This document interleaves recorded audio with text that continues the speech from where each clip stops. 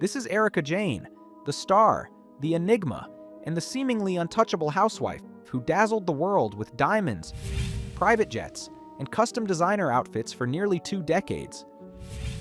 She sold herself as a hustler who arrived in Los Angeles chasing fame and recognition, determined to turn ambition into stardom. And somehow, against all odds, that hustle led her straight into the arms of one of the most powerful and wealthy attorneys in Los Angeles. Tom Girardi, a man 33 years her senior, with influence that stretched far beyond the courtroom. From that moment on, Erica's life transformed into a spectacle of excess. Glam squads, couture wardrobes, private planes, and a lavish lifestyle most people could only dream of became her reality. Her pop music career, bold, provocative, and unapologetically expensive, was bankrolled by Tom, giving birth to the larger-than-life persona known as Erika Jayne. On The Real Housewives of Beverly Hills, she proudly flaunted her wealth, her confidence, and her carefully curated image of independence and power. Viewers were captivated. They were simply in awe of how effortlessly she seemed to live a life dripping in luxury. Erica, you spent 40 grand a month on glam? Not on glam. No. Not just on glam, on everything. Yeah, that could be wardrobe glam and all kinds of other stuff as well. Wow. Why? I know lots of other people that spend 90, 100. I don't know if it's every girl's dream to go home with glam squad in tow, but it's definitely mine. Oh, yes. How's this looking? Let's see. Yeah. I'm going to put her up in there. The great part about having a dinner party in a hotel is the staff does everything for you, because I ain't doing Have a lookbook in order to plan for the occasion, really.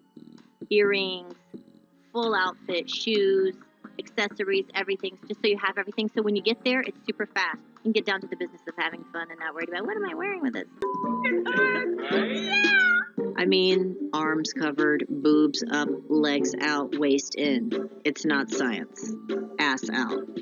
But behind the glittering costumes, the high-budget music videos, and the endless talk of her glam squad, there was something far darker brewing beneath the surface. When the truth finally emerged, it didn't just tarnish her image. It sent shockwaves across her fans. The glamorous persona and the fantasy she sold so convincingly were suddenly reframed as part of something deeply ugly. In 2020, Tom Girardi was accused of stealing millions of dollars from his own clients, people who were already devastated by tragedy.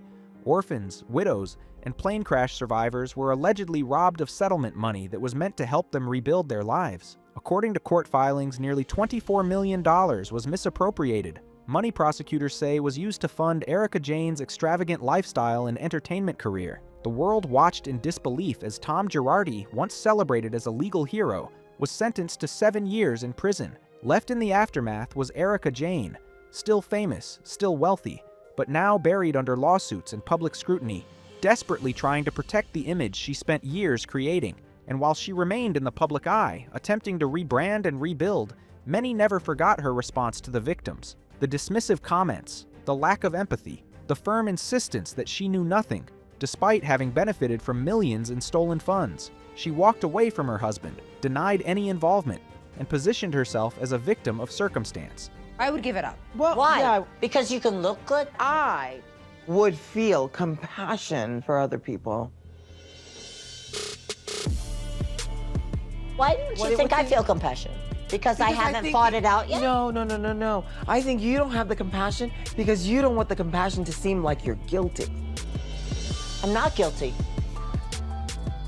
I'm not. Me in her shoes, It's not good. I would be making a statement about how I do care about the victims and please be patient with the process. Something along those lines. All I think about are victims. I don't give a about anybody else but me. So the question remains, was Erica Jayne truly innocent? Or is this the story of a spectacular fall from grace? Was she blindsided by her husband's crimes?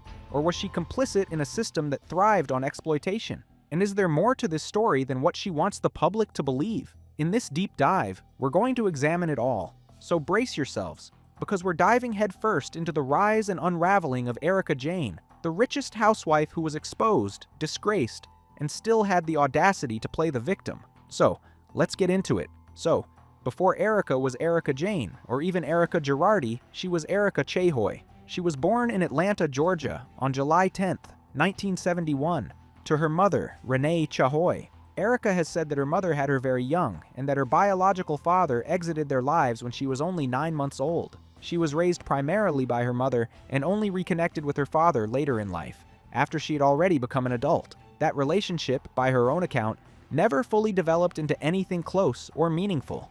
Instead, the most defining influence in her early life was Renee. Her mother was a trained pianist who also taught music, and their home was constantly filled with sound. Erika has recalled waking up on weekends to the sound of her mother playing the piano and growing up surrounded by classical music. Music wasn't just background noise, it was part of the atmosphere she was raised in, something that quietly shaped her sense of identity from a very young age. In interviews over the years, Erika has talked openly about how strongly she was drawn to music and performance as a child, in theater, and take part in competitions whenever she had the chance. Being on stage felt natural to her, almost instinctive. Performing wasn't something she stumbled into later.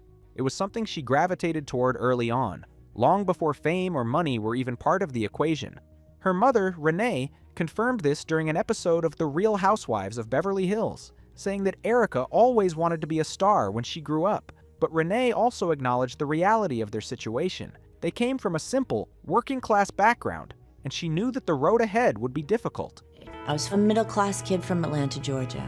I had big dreams and I wanted to make them happen. She used to say, I'm gonna be a star when I grow up. But I knew the road was going to be hard. In many of her later interviews, and repeatedly on her reality show, Erika has spoken about having a tough childhood. She has described her mother as extremely strict, often emphasizing that Renee was only 18 years old when she had her. According to Erika, that strictness wasn't subtle. It was rigid, demanding, and emotionally heavy. She has said that her mother's overtly strict behavior deeply shaped her personality and played a major role in turning her into the guarded, controlled person the public would later come to know. If you watch Erika on The Real Housewives of Beverly Hills, this emotional distance becomes noticeable. She consistently maintained a guarded persona, something her castmates frequently pointed out. The other housewives often discussed how cold, reserved, and closed off she seemed when it came to her personal life. Erika herself explained that much of this behavior stemmed from her emotional conditioning as a child. One of the most revealing moments came during a heart-to-heart conversation between Erika and her mother on the show. In that episode, Erika openly expressed how her upbringing had affected her, and Renee apologized, acknowledging that she may have been too hard on her daughter. This makes it very final to come see this. I think crossing over, Don't you know you how they miss talk them? about that? Of course I do. I miss them. But see, I talk to them every day. I really didn't want to cry today. You didn't cry when you were a kid either. Nope. I think sometimes you treated me like an adult when I really wasn't ready. Right. Yeah, so. For a long time, I thought, well, am I being, am I overreacting? Is this, no, my mother was hard on me. And I think that had a lot to do with the fact that we're very was a young mom. You know what? And I know you were under a lot of pressure, and you know you were raising this kid and stuff like that.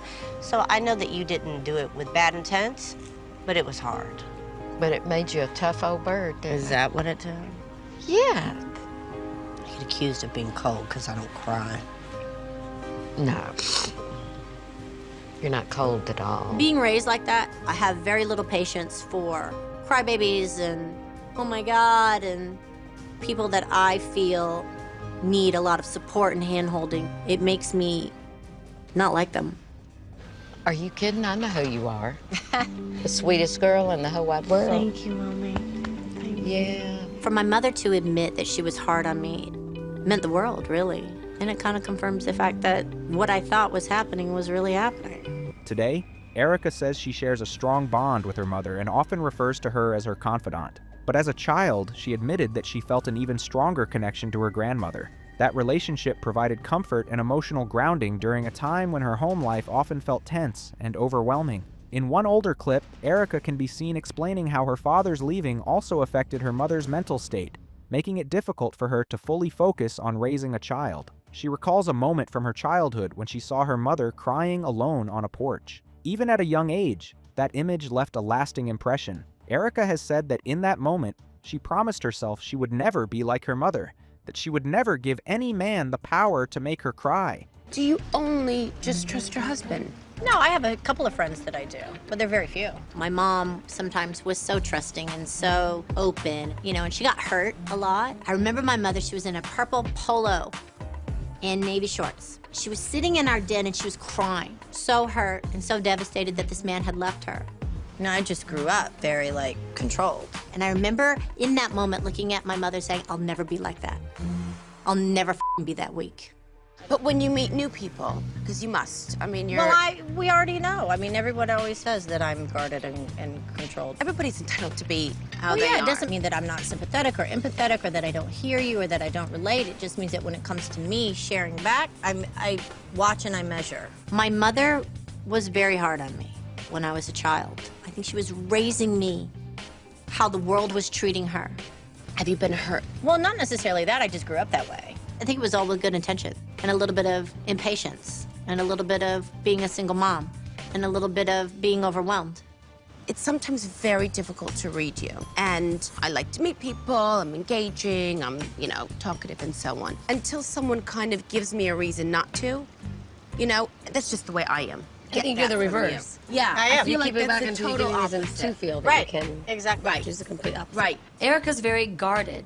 And I think I got that about her from the moment I met her. We can safely say that the bold, empowering, and seemingly untouchable persona Erica later created in the entertainment world was, in many ways, a defense mechanism. It was armor, built over time to protect a woman who learned early on that vulnerability often came at a cost. As Erica grew older, her determination to enter the entertainment industry only intensified. She attended and graduated from North Atlanta High School for the Performing Arts, where she was given the space and structure to further hone her skills. Surrounded by other creatives, she focused on performance and began shaping the foundation of the artist she believed she was meant to become. After graduating from high school and turning 18, Erica made a bold move to New York City to seriously pursue her lifelong dream of becoming an artist. But like countless aspiring performers before her, the reality she encountered was far from glamorous. Opportunities were scarce, rejection was constant, and survival often came before ambition. To support herself, Erica worked a series of odd jobs while continuing to audition and chase small acting and performance roles. During her time in New York, she appeared in minor roles, including 2 guest appearances on Law and Order. One article even notes that she was reportedly the first character to die on the show. Despite these appearances, nothing substantial materialized, and financial pressure continued to mount. To make ends meet, Erica began working as a go-go dancer, performing at strip clubs and go-go clubs, something she has since admitted she never wanted to do. In a later interview, she described the experience candidly, saying, "It was creepy and sad. This was not the glamorous life that I had imagined for myself. I thought, this is so gross. Why am I here? It was depressing as hell. The work paid the bills, but it took an emotional toll, reinforcing how far removed her reality was from the life she had envisioned." Eventually, she managed to leave that world behind after landing a more stable job as a cocktail waitress, allowing her to quit go-go dancing altogether. Around this same period, Erica met her first husband, Tommy Zizzo, a DJ who reportedly worked at the Manhattan Club where she was also employed. The two married in 1991 in New York City. However, the marriage was short-lived and ultimately ended in divorce in 1996. From that relationship, Erica had her only child, a son named Thomas Zizzo Jr., commonly known as Tommy. After the divorce, Erica faced what would become one of the most painful and difficult decisions of her life. With limited opportunities in New York and mounting pressure to build a sustainable future, she chose to move to Los Angeles to pursue performance work, leaving her young son behind. In later interviews, she explained that the decision, while heartbreaking, was rooted in survival and long-term thinking. As she put it, "Putting my son first was what moving was all about. If I was going to take care of him and provide the future for him that I wanted, I knew that I had to get away and find a better life and a more sustainable existence for myself." As Tommy grew older, he eventually moved to Los Angeles to live with Erica, and later went on to become a police officer. She rarely talks about her son, Tommy, in interviews or on The Real Housewives of Beverly Hills, but that doesn't mean they don't share a close bond. Erica has always been intensely private about certain aspects of her life, and her relationship with her son is one of those areas she chooses to keep largely off camera. Now, when Erica moved to Los Angeles to pursue her career more seriously, she once again found herself doing what she knew best to survive. After arriving in LA, she recalled getting a job as a cocktail waitress at one of the city's most upscale restaurants. But this wasn't just any restaurant. It was Chasen's. Today, Chasen's no longer exists under that name. But at the time Erica worked there, it was one of the most fashionable and elite dining spots in Beverly Hills. Chasen's wasn't just known for its food, though its chili was world famous. For years, it hosted the legendary Academy Awards after-party, making it a magnet for celebrities, executives, politicians, and power brokers. It was a place where Hollywood's most influential figures gathered behind closed doors, away from the cameras. What's important to understand is that working at Chasen's gave Erica access to an entirely different world. She wasn't just serving drinks. She was surrounded by wealth, influence, and power on a nightly basis. It was in this environment, moving through rooms filled with the most connected people in Los Angeles, that her life quietly began to change direction. And that is how she met Tom Girardi. At the time, Tom Girardi was already a major figure in Los Angeles. He wasn't just wealthy, he was respected, powerful, and deeply embedded in elite legal and social circles. Before we move forward, it's important to pause and properly introduce Tom Girardi, so you understand exactly what kind of man he was when he entered Erica's life. Long before his name became synonymous with scandal, Tom Girardi was considered legal royalty in California. Born in 1939 in Denver, Colorado, Girardi didn't grow up wealthy or connected. What he did have was ambition and an almost obsessive belief in the power of the law to elevate him.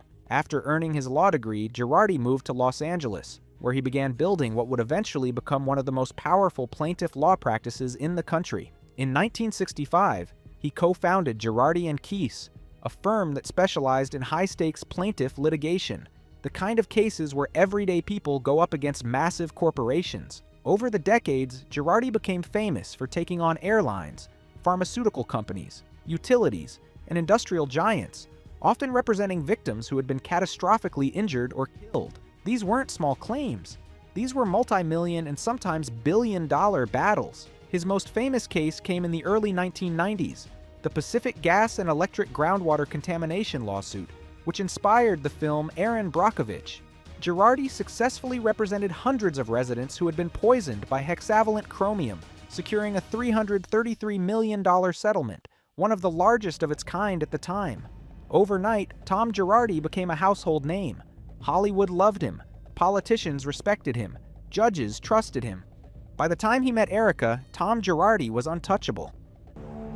The plaintiff's bar is an area where it's known that it can be one big case that can set you up for the rest of your life.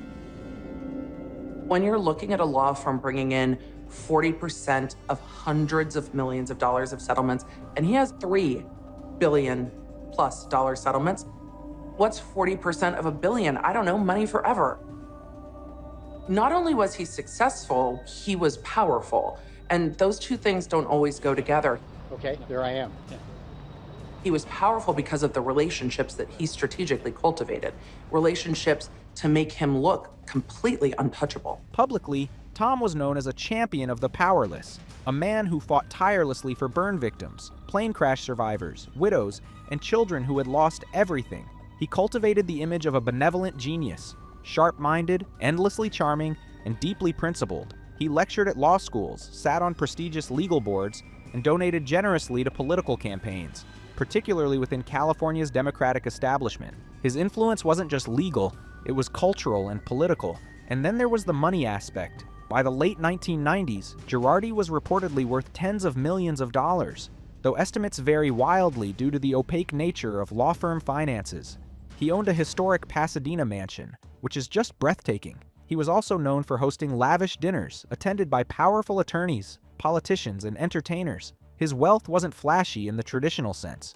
It was quiet, old school, and authoritative, the kind of wealth that doesn't need to prove itself. By the time Tom Girardi got in touch with Erica, he was already one of the most powerful figures in Los Angeles. Interestingly, he was one of the investors at Chasen's, the upscale Beverly Hills restaurant where Erica worked. Many people assume that Erica and Tom got engaged immediately after meeting and quickly married, but Erica has explained in multiple interviews that this was far from the case. Before their romantic relationship began, they were actually friends for a year. Tom frequently visited Chasen's and spent a surprising amount of time interacting with Erica, forming a bond that was initially purely platonic. One day, Erica mentioned to him that she was single.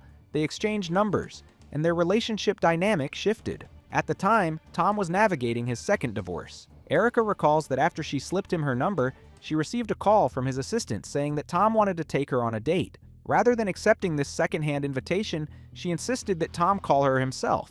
They had investors. And one of those investors happened to be a man, a lawyer named Tom Girardi, who I waited on. He was very kind. He was great. Everybody loved Tom. He was a good customer. He was a good tipper. He was really sweet to the valet, to the busboy. Like, Tom was the And I remember the owner, or one of the main partners at the time, told me, oh, that guy, pointing at Tom, you know, he's a very good lawyer and done really good work, and people, you know, and I said, oh, it was just Mr. Girardi. So I knew Tom for well over a year before we ever went on one date. And then after we went on a date, we were never really apart after that. Well, so talk about how you ended up on a date in the first place. Well, I remember standing, at that time, the upstairs was a private dining room. It's now just the dining room. There was a fireplace there, and I was dating someone and had moved out in the valley in North Hollywood. Look at you. So look at me now. I'm just a f***ing circle. And I was standing, it was Christmas time, and I was standing, and the mistletoe? Yeah, no, but we had the garland up, and we had all the shit up, and I remember standing by the fireplace, and I said, and I knew Tom liked me because he would sit there and he would talk to me more than he would anybody else. And I was standing there, and he's standing next to me, and the fireplace is at our back, and I said, didn't even look at him. I go, did you hear I was single? And he said, no. And I said, yeah. He goes, well, do you want to go out to dinner? And I said, yeah, give me a call sometime. And I wrote down my number. Now then, the next call I receive is from his secretary, Charlene. This was like, I don't even know how many days later. Wasn't him on his flip phone? Hold on, no. Let me do you one better. At this time, well, it's still the Ralphs on Beverly and La Brea. Actually, the Ralphs I go to today. It's so wild. There was a payphone there. And I whipped in. I don't know why I used the payphone. But I remember Charlene calling and saying, can you meet Mr. Girardi for dinner tonight? And I said, no, I cannot. And if Mr. Girardi wants to take me out, he can call me in advance himself. Thank you very much. And I hung up the phone. I didn't hear from Tom. So I'm working. It's Christmas. And in walks Tom like a week later, goes, you've been ignoring me and not taking my calls. I said, no, you haven't called me. You had your secretary call me. He's like, well, are we going to go to dinner or not? I said, well, this is what I was waiting for, was you to ask me. And we did. And he took me to Paponi's over on Barrington. Of course. That direct personal interaction marked the beginning of their romantic journey. Within 6 months of knowing each other, they were engaged. And by the end of 1999, they quietly married. Erika has shared in interviews that her life changed completely after marrying Tom. She arrived at his home with very little, both materially and professionally, but Tom became more than a husband. He became her mentor. According to Erika, he taught her about life, politics, and navigating complex social networks. When I first moved in with Tom, I showed up with 2 garbage bags full of clothes in my car, and my life became his life. I admired him. He was a bright man. Tom was a mentor to me. I went to him with all of my insecurities, questions about life, questions about finance, questions about politics. You have to have someone in your life that you go to that you trust. And for me, that was my husband, Tom. Their marriage stunned the public for several reasons, most notably the 32-year age gap. Many critics assumed Erika married him solely for money, questioning why she would wed a man decades her senior. Erika, however, has consistently stated that she was drawn to Tom's intelligence, charm, and personality, and that their marriage was based on love, not financial gain. Although Erika did not immediately pursue her entertainment career after marrying Tom, she embraced the luxurious lifestyle she had always dreamed of. She attended elite parties, hosted lavish dinners, and performed the role of the perfect trophy wife with precision. Yet, her ambition to become a star never waned. By 2007, she decided to launch her music career with the hit single Roller Coaster. Erika has said in interviews that the idea to reinvent herself and pursue a pop music career came after receiving a postcard from her former high school classmate Travis Payne, a world-renowned choreographer who had worked with major artists like Madonna and Michael Jackson. Erika reached out to Travis, and together they formulated a plan to launch her as a dance pop star. This collaboration was strategic.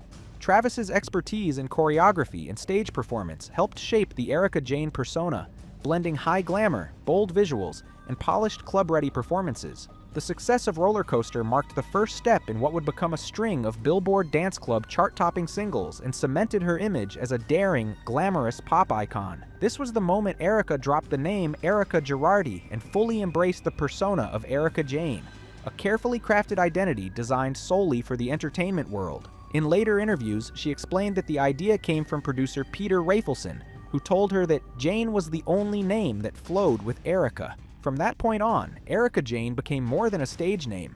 It became a bold, untouchable persona that allowed her to separate her private self from the flashy, highly stylized world she was building. Her music career officially took off with her first single, Roller Coaster, and she quickly followed it up with a string of hits, including Pretty Mess, Give You Everything, and Party People. While her songs did not break into the Billboard Hot 100, she consistently dominated the Billboard Dance Club charts, frequently landing at #1. Her tracks became party anthems, and her image as a strong, fearless pop artist solidified in the entertainment world. During this period, Erika's music persona was shaped by a deliberate blend of fantasy, glitz, and high-energy dance performance, designed to distinguish her from the traditional Hollywood actress or pop singer image. Everything, from her music videos to her stage performances, was meticulously curated to create a spectacle. Analysts and fans often compared her aesthetic to icons like Madonna, praising the glamour and extravagance. Interestingly, the birth of Erika Jayne was made possible by Tom Girardi, who reportedly funded millions in production costs to support Erika's ambitions. One dance video alone was said to cost hundreds of thousands of dollars, while Tom also leveraged his influence to connect her with key figures in the music and entertainment industries, helping her secure stage spots at major events. Essentially, her early professional success was built on a combination of her own talent and Tom's financial backing and industry connections. As Erika Jayne's career gained visibility, her press persona became just as important as her music. From the beginning, she never tried to appear relatable or understated. Instead, she leaned fully into excess and glamour, making her wealth a central part of her brand. In interviews, magazine features, and later on The Real Housewives of Beverly Hills, Erika openly flaunted her lifestyle. Private jets, designer outfits, and luxury events were standard topics. At one point, she famously claimed her glam squad cost $40,000 per month, a figure that went viral and cemented her reputation as one of the franchise's most extravagant housewives. Erika walked out to her song, it's called Expensive. Yes. And I love your unapologetic way of being so rich. Thank you. So it has been said that you spend $40,000 a month to keep this all together. That is true. It can get there for sure. What do you buy?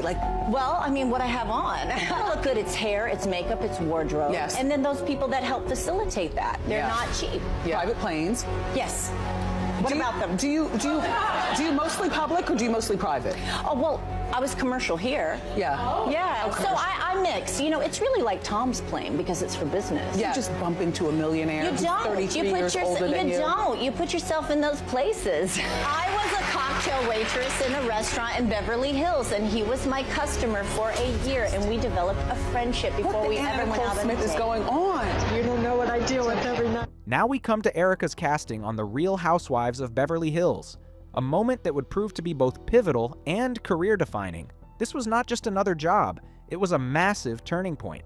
The show didn't only bring her substantial financial gain, it also catapulted her visibility to an entirely new level, far beyond what her music career alone had achieved. Around 2015, Erika's music was doing well, but not that well. She was a moderately successful artist with a dedicated niche following, but she was not a mainstream star or a pop legend by any stretch. At this stage, Erika began to realize that continuing solely in music would likely lead to stagnation. If she wanted real growth, she needed to pivot. That opportunity arrived at exactly the right time. Erika was offered a spot on The Real Housewives of Beverly Hills after her friend Yolanda Hadid, who was already a cast member, recommended her to the producers. What's particularly interesting is how quickly things moved. Just 2 weeks after Yolanda put her name forward, Erika was officially offered a role on season 6 of the show. In later interviews, Erika has openly referred to joining RHOBH as the smartest pivot of her career. She trusted the opportunity so completely that she famously admitted she didn't even bother reading the contract. In her own words, she joked, "To this day, I don't think I've ever read it. I might have signed my soul away and had no clue at all. Oh well, who needs a soul anyway?" While Erika often credits the show as a turning point for herself, many viewers argue that she was just as much a saving grace for the show. At the time, there was growing sentiment that the franchise was becoming dull and repetitive. Erika arrived with a new energy, sharp, bold, and unapologetically extravagant, and injected exactly the kind of spectacle the show needed. From the moment she appeared on screen, Erika commanded attention. She presented herself as richer than most of the cast, openly discussed her pop career, and revealed she was married to Tom Girardi, a powerful attorney 33 years her senior. That revelation alone caused visible shock among the women. There's a clip where she casually mentions Tom's age, and the other housewives' stunned reactions became instant reality TV gold. He's quite a bit older than I am. What's quite a bit? My husband's 76. Oh, so that's quite a lot older than you. Erika's on-screen persona was deeply shaped by her wealth. Of course, flaunting money is nothing new on The Real Housewives, especially among some of the richest women in California. But even by those standards, Erika stood apart. She wasn't just wealthy, she was excessive, theatrical, and deliberate about it. From the very beginning of her run on the show, she dazzled audiences with custom-made designer outfits, diamonds, private jet travel, and most notably, her ever-present glam squad. Her glam became a recurring topic of conversation across multiple seasons. Erika herself admitted that she spent over $40,000 a month on hair, makeup, and styling, famously stating that keeping Erika Jayne alive came at a very high cost. I don't know if it's every girl's dream to go home with glam squad in tow, but it's definitely mine. Oh, yes. How's this looking? Let's see. Yeah. I'm going to plant her up in there. The great part about having a dinner party in a hotel is the staff does everything for you, because I ain't doing They are. Victoria? Honey, what happened to this tea bag? Can we have a new one, baby? And what's interesting is that Erika was truly unapologetic about all of it. If the cast was heading out on a group trip, she didn't just pack a suitcase. She brought her entire glam squad along with her. For occasions as mundane as horseback riding or casual outings, she would show up wearing thousands of dollars worth of designer outfits, complete with professional hair, makeup, and statement jewelry. Nothing about her presentation was accidental or understated. Erika made it very clear that the Erica Jayne brand did not take days off, no matter how trivial the setting. That goes on with having all of these great things. Yeah, it's about money. It's cute. I was just getting ready to, I was actually just reading it before. It's right here. You write an entire chapter about money when you're blowing a lot of money. Well, packing for a trip like this is difficult because there's a lot of stuff. And I know that we're going to be doing a lot of different things and you want to have a lot of options. So you want to be able to really get into character. We're in Berlin, so I'm inspired by Marlene Dietrich and a little bit of Catherine Deneuve in The Hunger. I cannot get you down to Marlena status. All right, go. Yes, perfect. Touch off, chin down.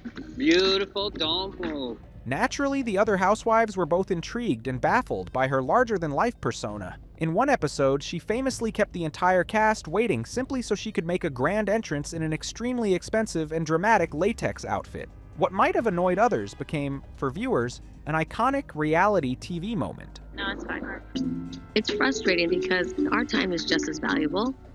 I would feel bad to keep people waiting that long. It's 5:40. The boat takes off at... Girl. Thank you so much. We're not going to make that, you guys. Do you call and say, do you want us to go? Then leave it up to her. How was she today? Was she not feeling well? Gosh, we're feeling great. I know, cheer that hurts. We have a little bit of an issue. Our friend, she's a little delayed. Can we just try and hold up for like 10 minutes? Oh.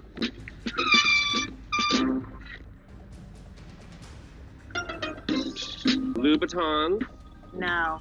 Versace. Versace. Very important question number 2. Cartier Or are we giving a Banshee Girl effect? Do that. Yep, but I'm here now. You made it. I made it. Okay? Yes, Wow. everything is fine. Erica again did not disappoint. Latex, honey. Yeah, I need to work on my TLC with the girlfriend. You know, I'm used to communicating with queens, you know. Hey, bitch. What? See you in 5. Cool. All right. Now I see what the holdup was. It's been very successful. Yes, Thank you.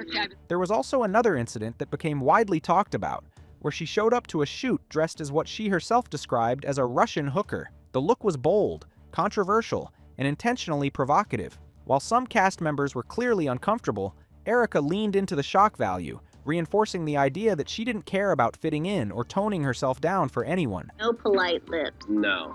A polite lip is very basic and nothing that says, ooh, I want to kiss you or let me stick it in there. It's just kind of like, whatever. No one wants a polite anything. No. Lip gloss. Compact. Thank you. Vegas is a place where you can really kind of show out and act like an ass. And tonight, I'm channeling Russian hooker with a little bit of 90s supermodel on the color palette. Oh, this needs a video shoot. That looks very Arabian Nights. Right. As mentioned earlier, Erica's outfits, her designer jewelry, and her wealth in general were constant topics of conversation on the show. Initially, when she joined the Real Housewives of Beverly Hills, the discourse around her was largely positive. She was undeniably extra, almost too much for some people to handle. But that excess was exactly what made her entertaining. Viewers were fascinated by her confidence, her extravagance, and her refusal to apologize for either. And beyond the luxury, it's safe to say that Erica was genuinely hilarious at times. In one particularly chaotic episode, she allegedly mixed alcohol with antidepressants, got extremely drunk, and proceeded to say some of the most unfiltered and outrageous things imaginable. Can I say something? I know you love Merce, but Merce was in a Ziploc bag. I'm sorry, but I have to agree with Erica. Merce should not be in a Ziploc. They worked on a seed bank in Aleppo, Syria. Coming out of the Fertile Crescent, right? Fertile Crescent, exactly. I was told that Beirut is almost like Los Angeles in the sense that it was the sea to the mountains in the snow. Exactly. Still civil war there, yeah? I don't know what happens to Erica when she gets drunk, but she suddenly becomes like the world's oracle. Ever heard of Gibran Khalil Gibran, the prophet? Yes. Who are you? Yo, Merce is in the purse. listen.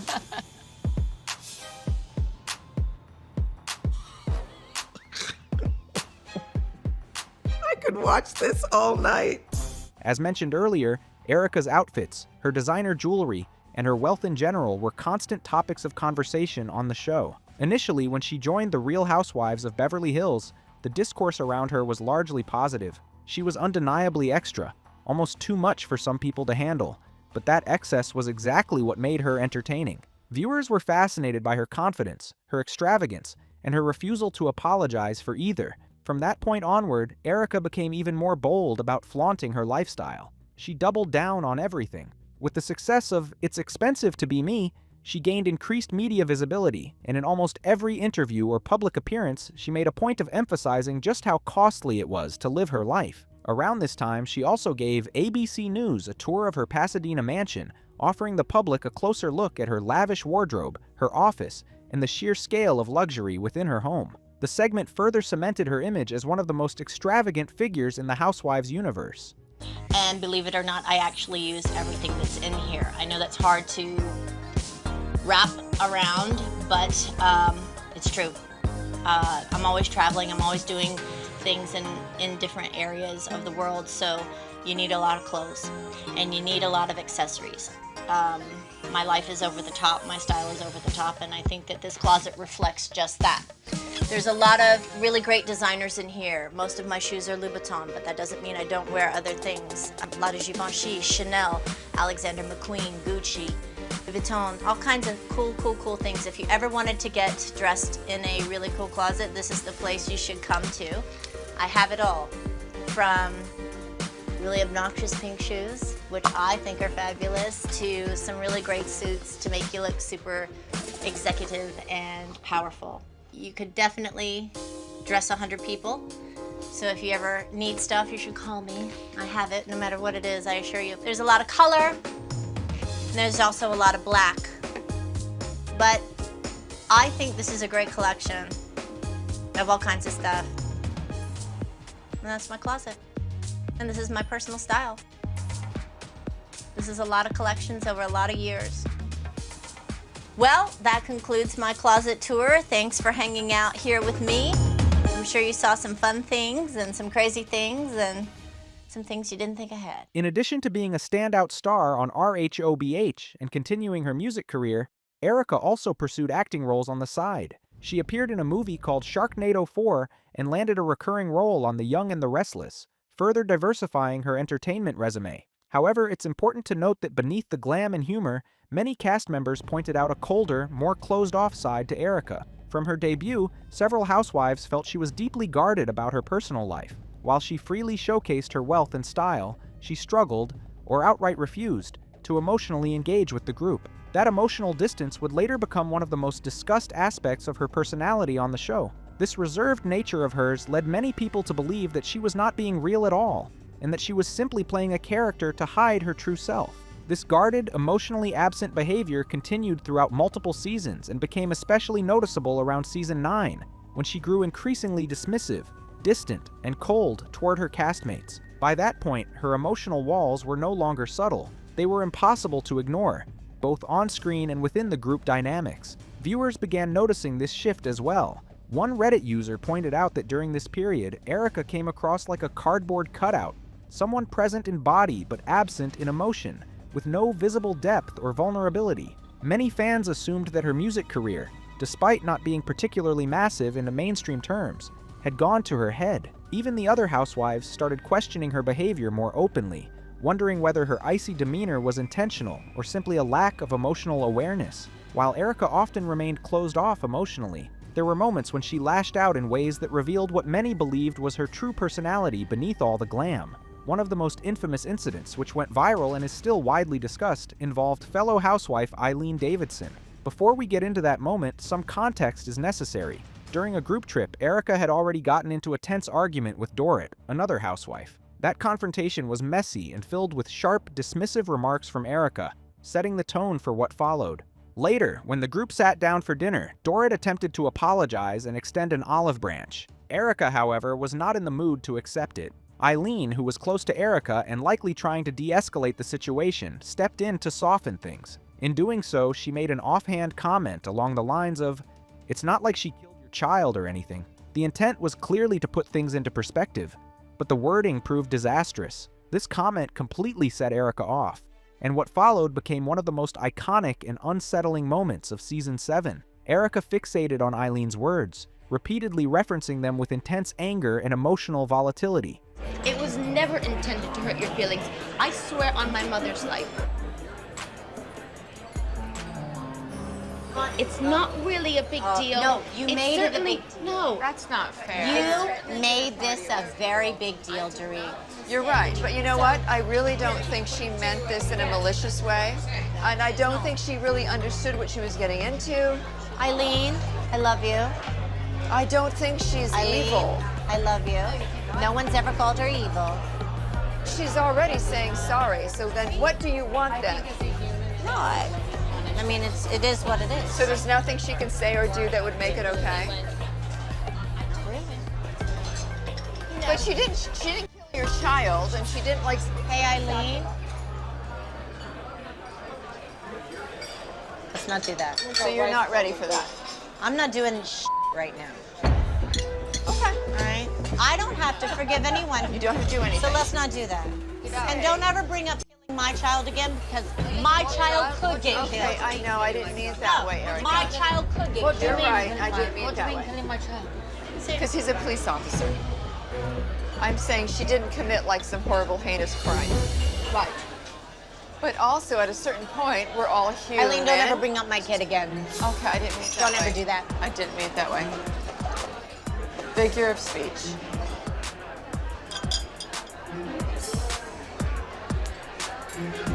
Eileen, your kid doesn't put on a uniform every night.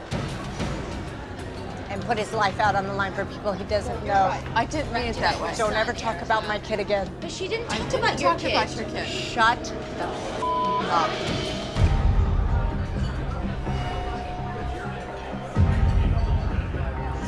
You don't know what I deal with every night.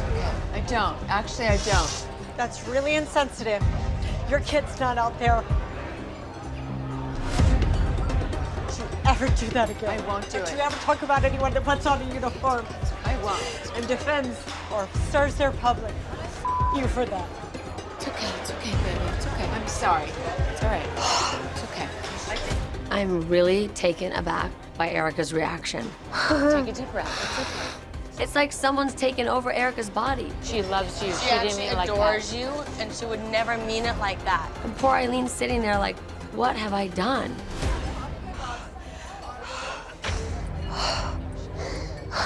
Don't ever talk about my kid again. Okay.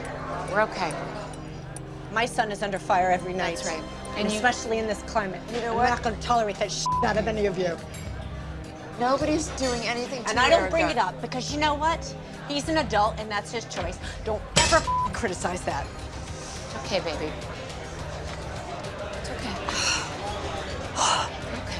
Do you want to walk away? No, I'm fine. Okay, all right. This was definitely a dramatic overreaction that showcased how Erica often took relatively mundane comments and transformed them into deeply personal attacks. She would latch onto a phrase, repeat it over and over, and use it as justification to go on the offensive. The way Erica interpreted Eileen's comment was frankly extreme. Her reaction bordered on irrational, and many viewers described it as genuinely unhinged. It wasn't just dramatic, it felt disproportionate and deeply unsettling to watch. And this wasn't an isolated incident. In another episode, Lisa Vanderpump was grieving the death of her brother. During that emotionally heavy time, Lisa expressed hurt that Erica hadn't called to check on her and had instead sent a note. Rather than understanding the emotional context, Erica once again exploded, reacting extremely defensively. I'm in a good place. I feel good. Vanderpump, I'm just happy to be amongst friends that have supported me. I do have one thing to say, if I'm really honest. I don't want to bring it up because it makes me emotional. And you spoke to me about it, is that Erica, when you sent me a couple of lines in your condolence What do you mean card, I spoke to you about it? we talked about it. You told me about it. Yeah. I like Erica. However, she sent me like a few lines, condolence. What do you mean lines? You know, like on a card. I haven't really heard from her, frankly. I wish that you'd called me or just... But I felt the best way to do that was to write. It was a little distant, and that's one thing we've really tried to overcome. No, that's you know a what I very mean? personal note from me. I'm very sorry you feel that know what way, I mean? but that comes from my heart. If that didn't work for you, I don't know what to say. When Lisa Vanderpump's brother passed away, I didn't feel comfortable calling, so I did what I thought was best from the heart. I wrote a note. I just wanted her to know, hey, I'm thinking of you. And I've never known of anyone to react this way. Your condolence note wasn't good enough. Are you kidding me? I'm sorry if you didn't think that was enough for you. Erica, I'm just saying that's how I felt, you know? Yeah, okay.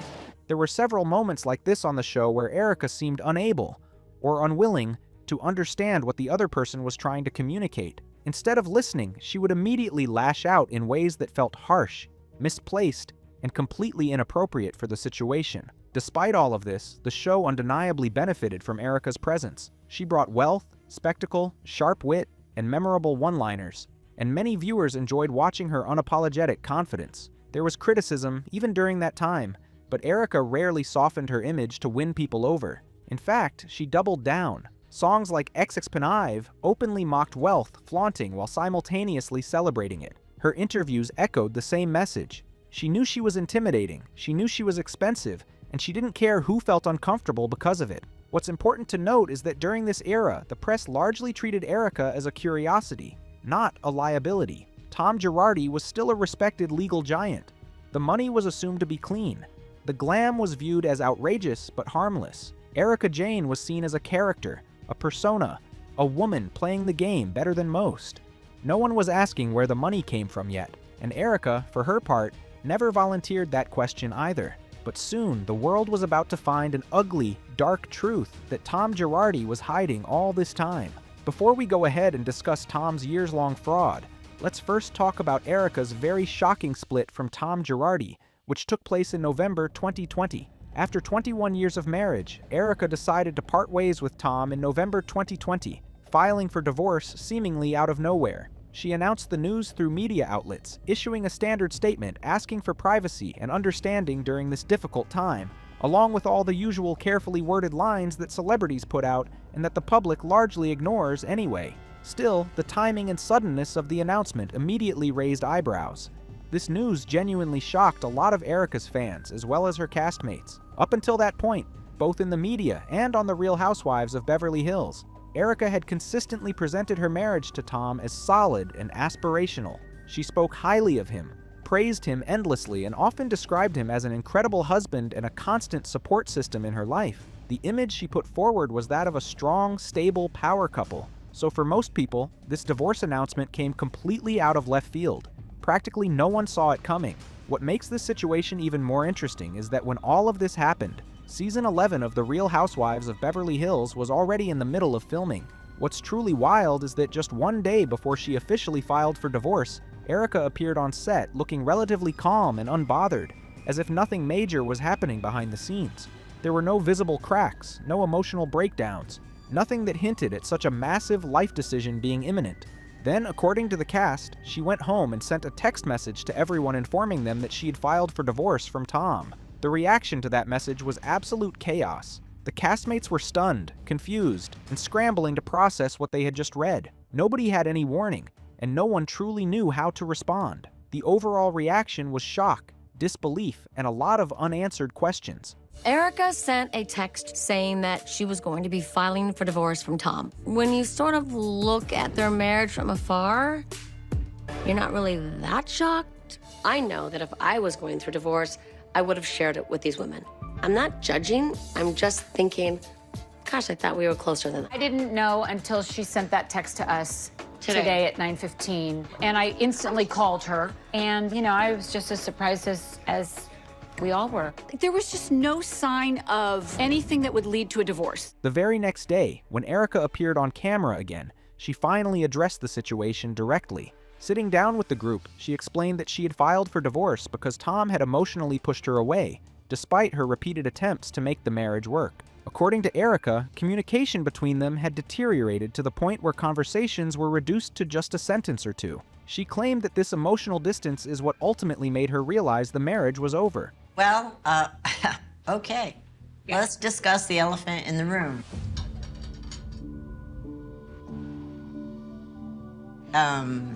Yeah, so my life drastically changed this week. I let go of my Lamborghini, I let go of my 16,000 square foot home, I let go of my marriage, I let go of everything. I literally made a decision that I had to. I left because he pushed me further and further out. The conversations that I used to have were now reduced down to a sentence or two. I just kept walking around that house and knowing that this marriage was headed down a really shitty path. I had to make a choice to do what was right for me. I couldn't live that way anymore. None of you knew on purpose because it would put you in a bad position if I were to give you information that you had to hold. And I didn't want to do that, and that's the truth. It also doesn't serve me to talk a lot about what is happening legally or will happen legally because I am married to somebody who's very good in that area. Yep. I struggled for a long time knowing that I had to leave. But once I made my decision, I spent a good 30 days closing out certain parts of my life. In another episode, Erika went even further and accused Tom of cheating on her. She alleged that he had been involved with multiple women and that she had essentially been played throughout their marriage. This accusation added a whole new layer of drama and significantly shifted the narrative she was presenting about why the relationship had ended. He didn't come home when you're like, where is he? So you went looking for him? When he finally called me, I said, where have you been? So I was just assuming he was with some other woman.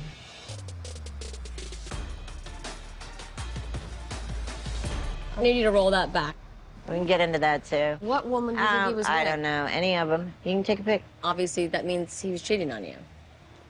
She also described in detail how she actually left Tom's house. According to Erika, once she accepted that the marriage could not be saved, she drove Tom to work one day, returned home, packed up her belongings, and left just like that. The way she told this story made it sound abrupt, decisive, and almost cinematic. I didn't leave a note. You just left. And then served? He got served? Wow. I drove him to work, and I told him I loved him. And he said, "Thanks, hon." Like I was an employee. Oh, thanks, hon. Turned around and walked into the firm. And, it's the last I've seen of him. I went home and started putting everything in the moving van. I drove off, went to my new place, spent the night there, and he was served the next morning. Wow, that must have been a scary night. In these episodes, it wasn't hard for viewers to notice that Erika seemed unusually mechanical. She had always been somewhat guarded when it came to her personal life, but her behavior during these scenes felt especially cold and detached. To many people, it came across as rehearsed, calculated, and strangely emotionless, almost as if she were performing rather than genuinely processing a painful breakup.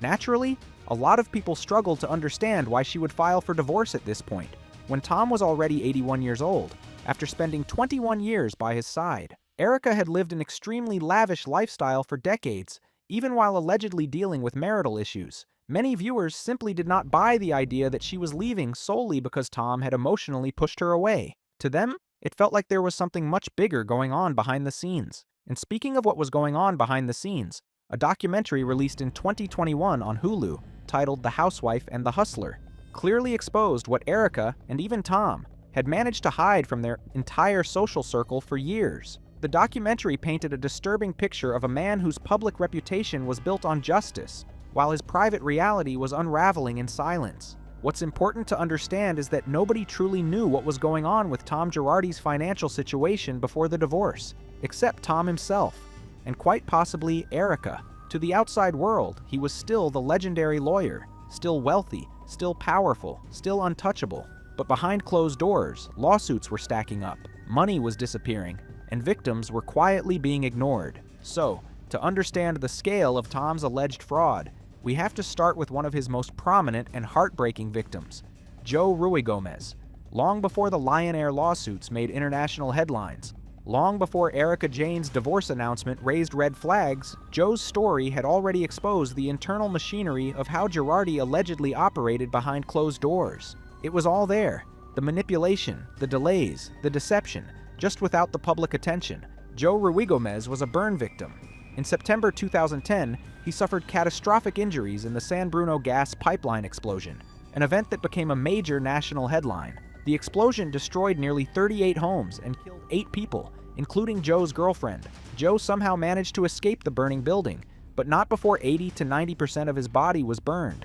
His lungs were severely damaged, and his life was permanently altered. The fact that Joe survived it all was nothing short of a miracle. He spent over 2 months in a coma and emerged in a condition that required constant, lifelong medical care. After he regained consciousness, Joe and his mother made the decision to sue the company primarily responsible for the explosion, PG&E. Now, here's the thing, Tom Girardi was already known for fighting PG&E. It was widely understood that he had previously represented families in major lawsuits against the company and won. He was publicly celebrated as a champion for ordinary people taking on powerful corporations.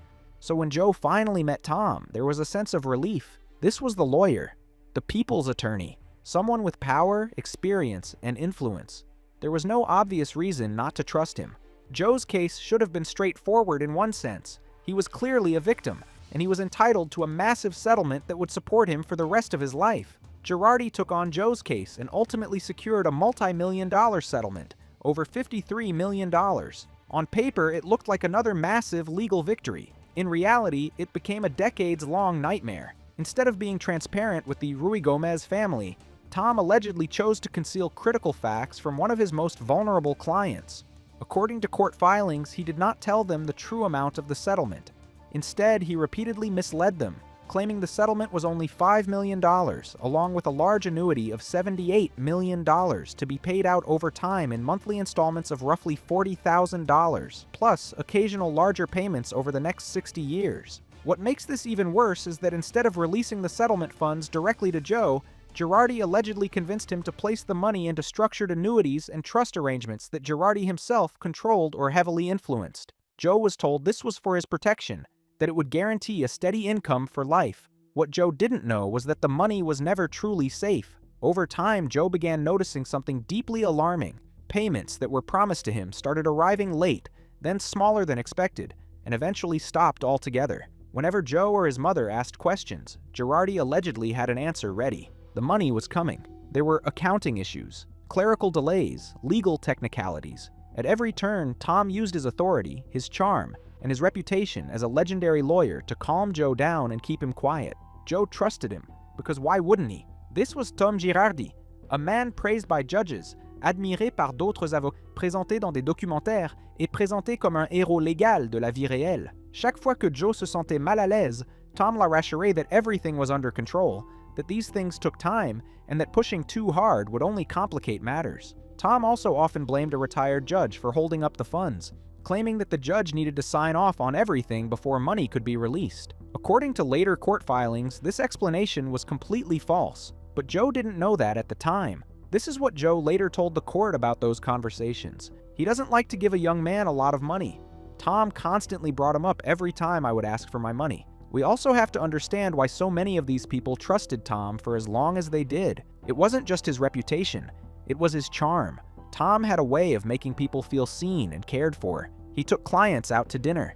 He visited them in hospitals. He remembered details about their lives. He offered reassurance in moments when people were at their most vulnerable. For someone who had lost everything, health, loved ones, stability, that kind of attention felt comforting, even protective. Tom, in every sense, had mastered the art of winning people over and manipulating them with gentleness. He didn't intimidate his clients. He disarmed them. He made them feel grateful instead of suspicious. He made them feel like questioning him would be disrespectful or ungrateful. And he did this not just with Joe, but with countless other clients over the years. Anyone who had met Tom would later say the same thing. He had an uncanny ability to make people like him so much that they never wanted to disappoint him or go against him. Up until this point in the story, you've never actually heard Tom speak, but we will shortly play a voice note that Tom apparently sent to Joe to explain why the payments were getting delayed, and you will witness firsthand how Tom actually used to manipulate his clients. Joe's mother later told the court that Tom frequently referred to them as his favorite clients. He would praise Joe's strength, talk about how proud he was of him, and express concern for his well-being. But despite all of this emotional closeness, Tom never shared any concrete details about the settlement. That emotional manipulation is one of the main reasons Joe and his mother didn't fight more aggressively for the money in the early years of the fraud. They also received money sporadically, in a way that kept them confused but hopeful. They might receive a check for $27,000, followed by months of complete silence. Then, seemingly out of nowhere, Tom would hand them $100,000. These irregular payments created the illusion that the system was working, just slowly. It kept them hanging on, believing that more was coming if they just stayed patient. But this confusing pattern of payments, combined with Tom's increasingly evasive behavior, eventually pushed Joe to a breaking point. He began to realize that something was seriously wrong. This wasn't just mismanagement. This was something darker. So Joe finally cut ties with Tom and hired another law firm to sue him. At the same time, Joe was struggling just to survive. By the time the truth began to surface, Joe was living in near poverty. He reportedly couldn't afford basic medical care. At one point, he was living in his car. Let that sink in for a moment. A man whose legal case had generated tens of millions of dollars was homeless, while the lawyer who represented him continued to live in a Pasadena mansion, fly private jets, and bankroll a pop star lifestyle for his wife. Joe eventually took legal action, filing complaints and lawsuits against Girardi. But this is where the system failed him again. Joe sued Tom and even reached a settlement of $12 million. On paper, it looked like justice was finally being served, but after the first payment came through, the money stopped. To force Tom to answer questions, Joe's legal team deposed him in a Zoom meeting. During that deposition, Tom made a stunning claim. He admitted that at one point he had between $50 to $80 million, but said it was all gone. According to Tom, he was now essentially broke, with only a few $1,000s left to his name. Do you have any personal bank? At one point, I had about 80 million or 50 million in cash. That's all gone. I also had a stock portfolio of about 50 million, and that's all gone. $80 million is not a small amount of money. It doesn't simply disappear. And naturally, the question everyone immediately asked was, where did it go? For many viewers watching this unfold, the answer felt obvious. Erica Jayne's $40,000 a month glam squad, the private jets, the custom jewelry, the luxury lifestyle that had been flaunted so publicly for years. Later on, the State Bar of California admitted that it had failed repeatedly in investigating Tom Girardi over the years. In other words, Tom's track record was never as clean as the world believed. It was just ignored. This is what one Los Angeles Times article stated. Girardi had kept his law license pristine despite numerous complaints against him at the state bar, as well as more than 100 lawsuits against him and his firm, many of them alleging misappropriation of funds. Further investigations revealed that Tom had managed to keep his license and avoid serious consequences by cultivating personal relationships within the legal system. He took state bar employees to lavish lunches. He treated people to private plane rides. He tipped generously at Las Vegas casinos. These gestures weren't random. They were strategic. And while many lawyers and judges were aware of his behavior, they chose to look the other way. What's particularly interesting is that in the Joe Ruigomez case, Erica was actually subpoenaed twice in 2020 before the divorce to help determine where the settlement money had gone. But she never testified. Instead, she filed for divorce and formally separated herself from Tom in 2020, right before the ship was on the brink of complete collapse. Like many people, there was one person who completely did not buy the idea that Erica had left Tom because he had pushed her out, cheated on her, or grown emotionally distant. That person was Jay Edelson, a lawyer and the founder of Edelson PC. As soon as Erica filed for divorce from Tom in November 2020 and announced it publicly in an emotionally heavy, carefully worded statement, Jay immediately felt that something was off about the way their marriage ended. From his perspective, the timing alone raised red flags. The divorce came after decades of marriage, right when Tom's financial world was starting to crumble. Jay believed Erica's explanation for the divorce was complete bullshit, and that the real reason she walked away had far more to do with money, lawsuits, and legal exposure than with emotional neglect or infidelity. Because of this, Jay and his firm decided to take action. Edelson PC filed a class action lawsuit against both Tom Girardi and Erika Jayne, representing the families of victims from the Lion Air Flight 610 crash. This lawsuit didn't just target Tom as a disgraced attorney, it directly accused Erica of being involved, aware, and financially benefiting from what was happening behind the scenes. For context, the Lion Air tragedy occurred on October 29, 2018, when a Boeing 737 MAX 8 carrying 181 passengers and 8 crew members crashed into the Java Sea just 13 minutes after takeoff, killing all 189 people on board. It was a devastating and highly publicized disaster, and one of the deadliest incidents in Lion Air's history. Families were left grieving, desperate for accountability and justice. After the crash, Girardi Kisei and Edelson PC both represented families of the victims and successfully secured millions of dollars in settlements from Boeing.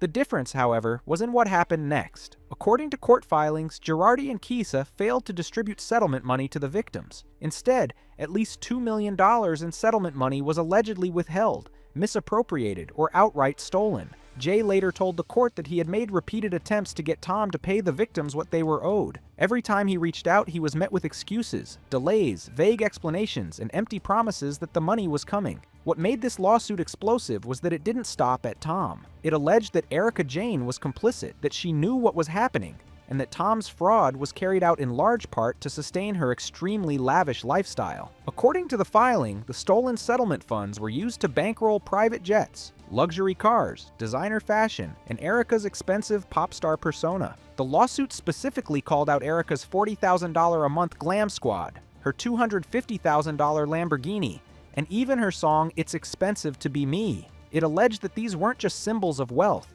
but evidence that money belonging to orphans and widows, people who had lost everything, was being spent on excess and image building. Even worse, Jay Edelson openly alleged that Erica's divorce was a sham. According to the lawsuit, the split, filed just 1 month before the case was brought, was strategically timed to shield assets and protect Erica from creditors seeking to recover money owed by Tom and his firm. In Jay's view, it wasn't a breakup. It was a legal maneuver. In later interviews and podcasts, Jay claimed that Tom had funneled millions of dollars into Erica's company, EJ Global, which financed her music, performances, glam, and public image. Subsequent investigations revealed that over $24 million had been transferred from Girardi Keese to Erica and her company since 2018. So all the glam, the designer jewelry, the custom outfits, and the ultra-luxury lifestyle viewers saw on The Real Housewives of Beverly Hills may have been funded with stolen money. And that's what makes this story especially disturbing. This wasn't money taken from faceless corporations.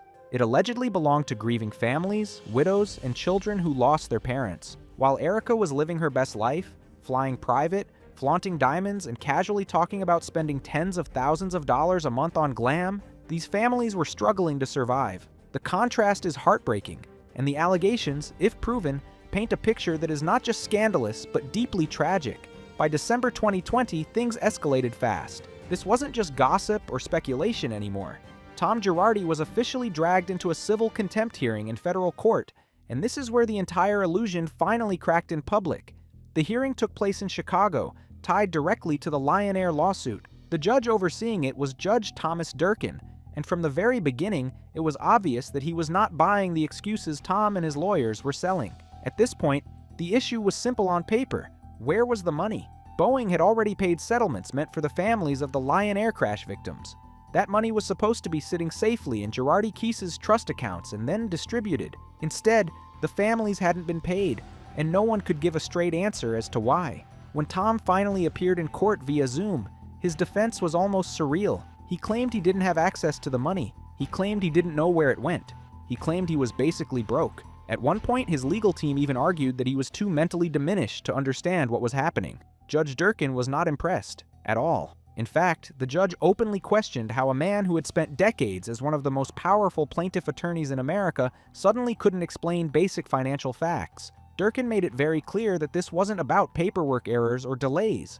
This was about client money that had vanished. Judge Durkin stated plainly that Girardi's explanations were not credible. He said the court had no confidence that Tom was acting in good faith, and he made it clear that blaming staff, judges, or accounting issues was not going to cut it anymore. Tom Girardi was held in civil contempt of court. The judge ordered that Girardi be incarcerated until he complied, meaning until he either paid the money owed or fully explained where it went. That's an extreme move, and it signaled just how fed up the court was with the stonewalling.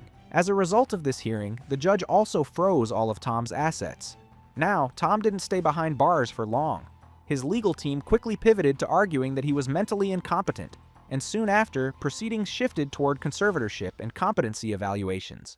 But the damage was already done. After this, the lawsuits directed at Erica and Tom multiplied. The media attention exploded. Erica's divorce filing, which had seemed shocking but quiet just weeks earlier, suddenly looked a lot less coincidental. Due to mounting legal pressure from creditors and Tom's former clients, many of whom had never received the settlements they were owed, Girardi and Keese was eventually forced into involuntary bankruptcy. During the bankruptcy proceedings, a court-appointed trustee began digging into the firm's finances. What they uncovered was staggering.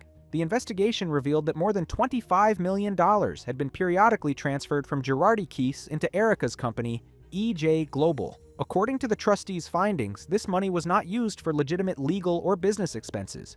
Instead, it was allegedly spent on a wide range of personal luxuries, including Erica's music and entertainment career, designer clothing, glam squads, travel, and other high-end lifestyle expenses. This led to yet another lawsuit against Erica, because the bankruptcy trustee argued that all of this money should have gone to Tom's clients who had been continuously begging him to pay what they were owed. Instead of paying them, Tom allegedly kept making excuses while funneling millions into his wife's extravagant lifestyle.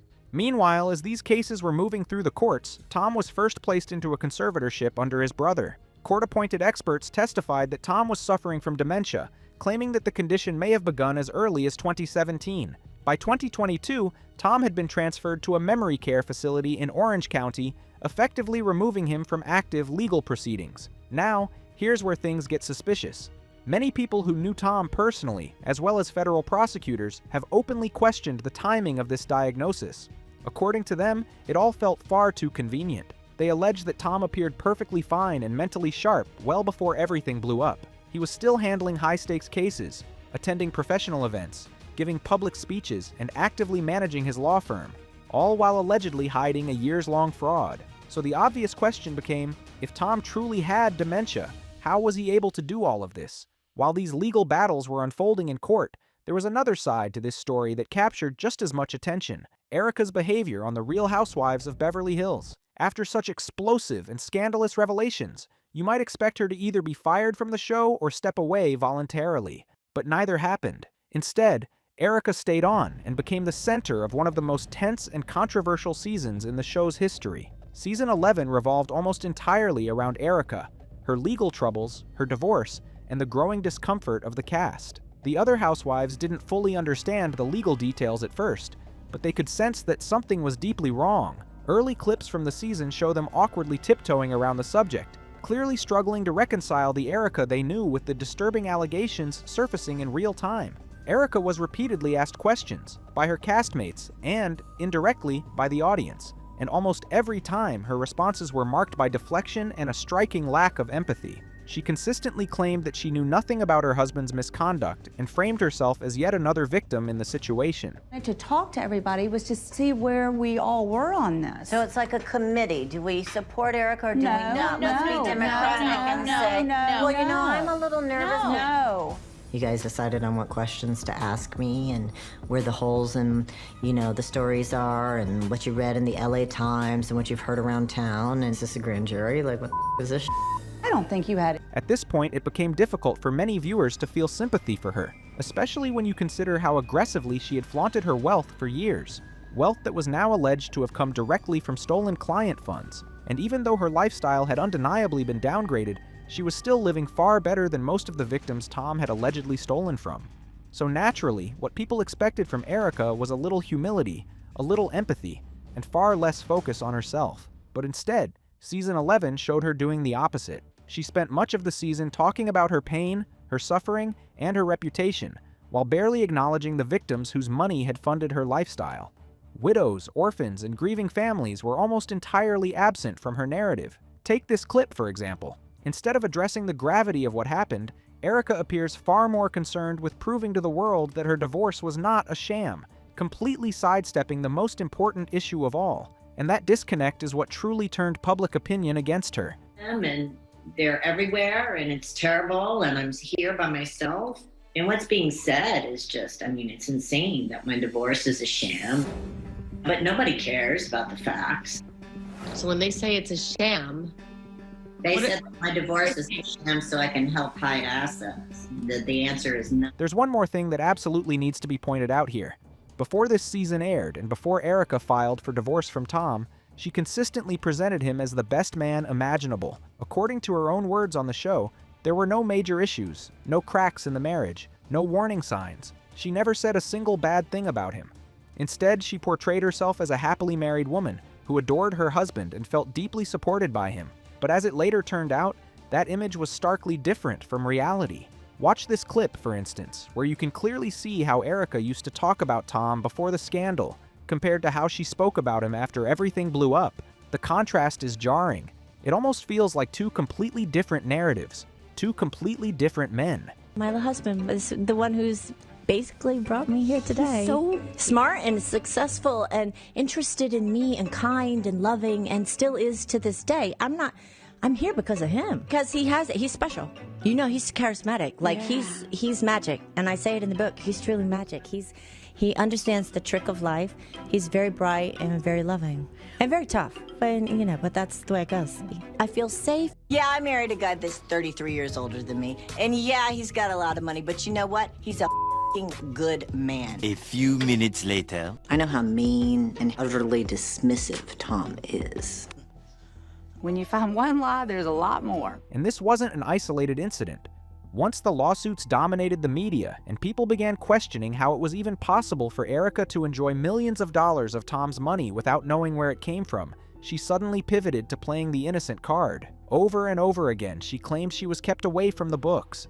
She said she didn't know how the finances of her own company were run. She painted herself as someone who was utterly clueless about everything. That explanation was incredibly hard for audiences to believe, especially because Erika herself admitted that she was often present when Tom met with clients. She talked openly about attending dinners, hosting gatherings, and even helping close deals by charming clients' wives. Then suddenly, once the scandal hit, she flipped the narrative entirely. Now she claimed she wasn't part of Tom's professional world at all. She didn't know anything. She didn't ask questions. She had no idea how the money flowed. As filming continued, the other housewives became increasingly curious and increasingly skeptical. You can see it all over their faces. They listened, they nodded, but it was hard to tell if they were buying a single word of what Erika was saying, and judging by their reactions, it's pretty safe to say they weren't. There's even a moment where the entire group openly asks, "Where did the $80 million go?" And Erika responds by playing dumb, saying something along the lines of, "Explain that to me." That's a question only he can answer. Where does $80 million go? Explain that to me. Well, yeah. Explain that to me. I don't know. And that's a question that only he can answer. Right. You know. I would say most of the people, if not all the people here, believe very much, not only in your innocence, but I haven't been that you will accused come of out of anything. this. Well, right. I think it's just a matter of, you know, what you knew and being complicit. I mean, it's not accused, but you get attached. Yeah, those words are not cool, you know.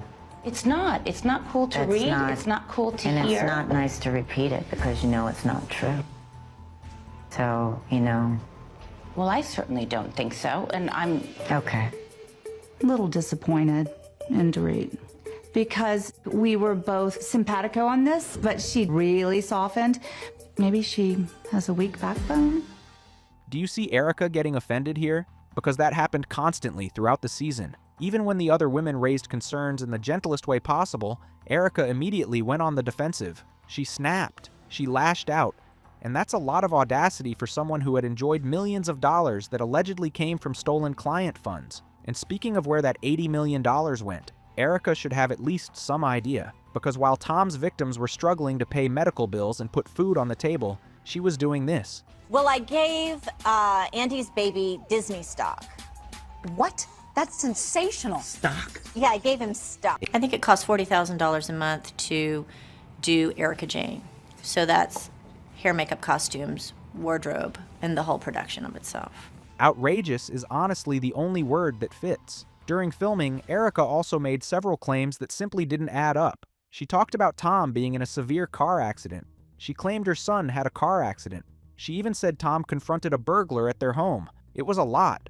Almost too much. And the way she delivered these stories felt strange, robotic, and rehearsed. Less like someone sharing trauma, and more like someone performing a role. By the end of the season, viewers weren't just questioning the money anymore. They were questioning her. He had a head injury, and he broke his shoulder, snapped his ankle, and then broke his clavicle. But what, he crashed into a wall, or what did he crash Drove into? off a cliff.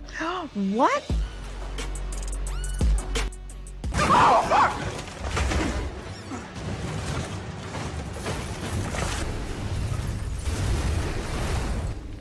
He was down the hill. Oh, wait, he was out of the car? He ends up here and then tumbles out of the car. He was also unconscious for 12 hours, but no one... He was? I did not allow them to do surgery on him because I was concerned because he had been unconscious. I know because I found him. He didn't come home and you're like, where is he? So you went looking for him? When he finally called me, I said, where have you been?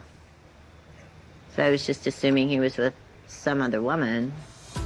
He was in a bad car accident and unconscious for 12 hours. Allegedly, yeah. You're the one who told us this information. So why are you saying allegedly?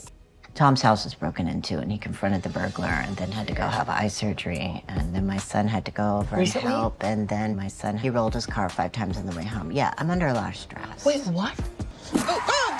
During one particular incident, Erika even told her castmates that Tom had been experiencing a mental decline for quite some time. This immediately raised eyebrows. Later on, the housewives discovered that Tom's lawyers were presenting the exact same narrative in court, that he was mentally unfit and deteriorating. This was despite multiple people coming forward and reporting that Tom appeared perfectly fine and fully functional right up until the scandal exploded. All those things truly happened that they're saying happened. Do you think it's because mentally I think things that, were in decline? Yeah. Yeah. I do. I don't think that. Intentionally? No. Got it.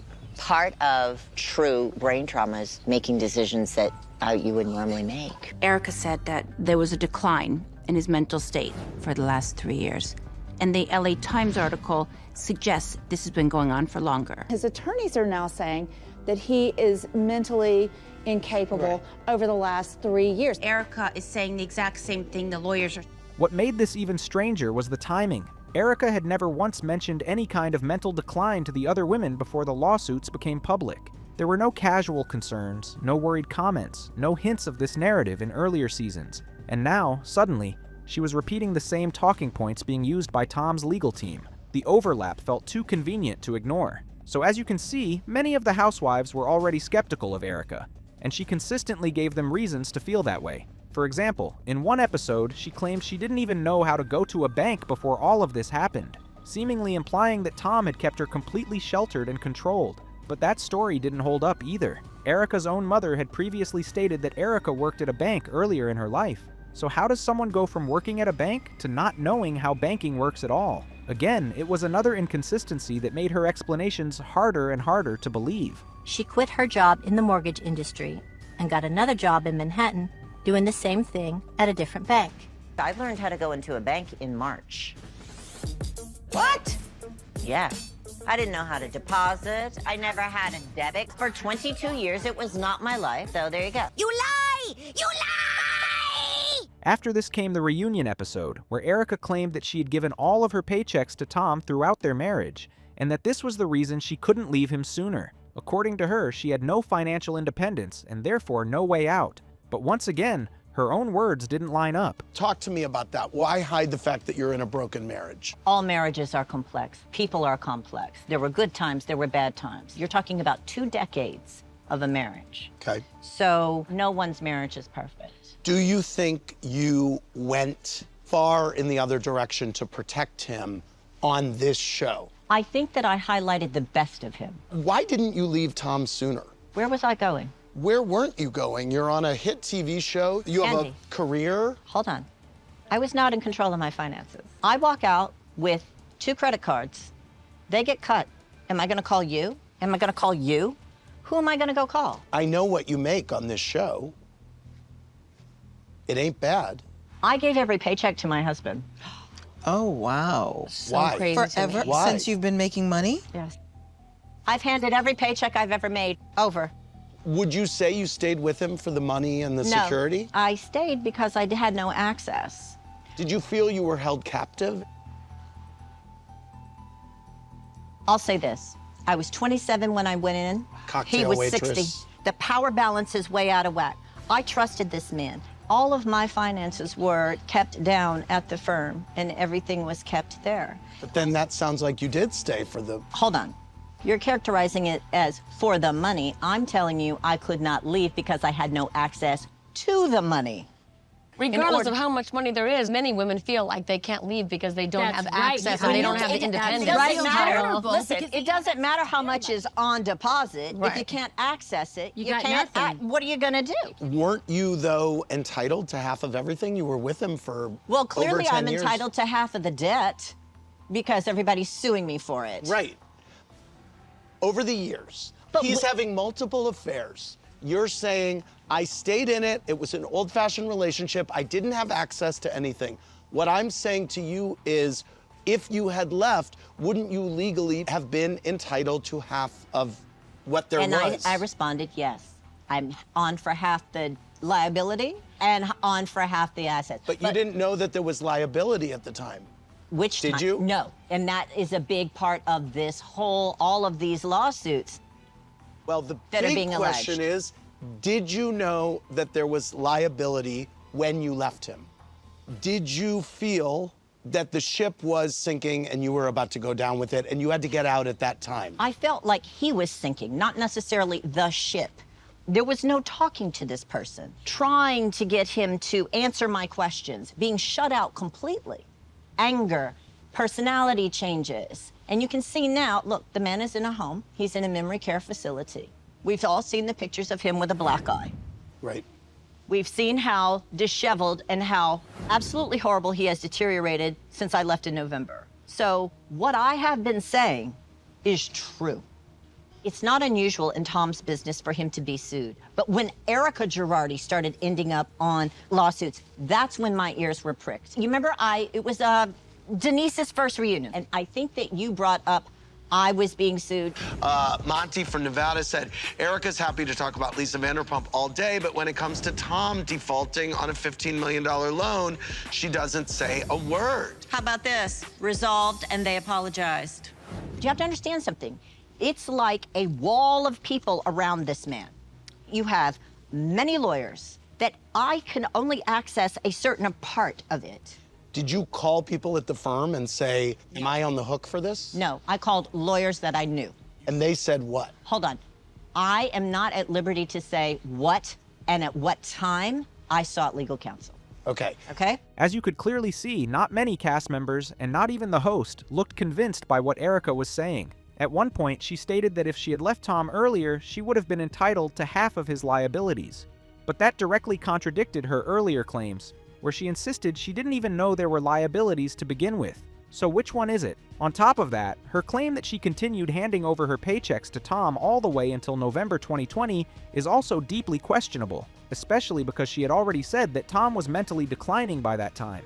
If that's true, then how was he capable of managing her finances? Who was overseeing those accounts?